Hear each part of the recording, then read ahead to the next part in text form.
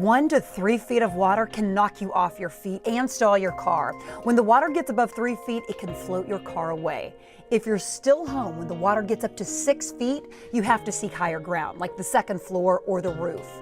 A 12-foot storm surge will fill an entire first floor, and 15 feet covers a typical one-story home completely.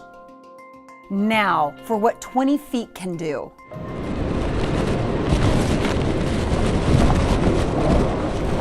"20 feet is downright catastrophic, and it happened.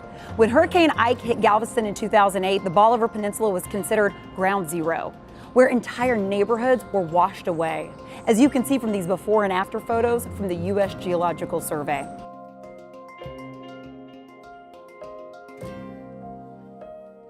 But the deadliest and most destructive hurricane of all time was the Category 4 storm that hit Galveston on September 8th in 1900. A 15-foot storm surge covered the entire island. It destroyed about 7,000 buildings and killed an estimated 8,000 people.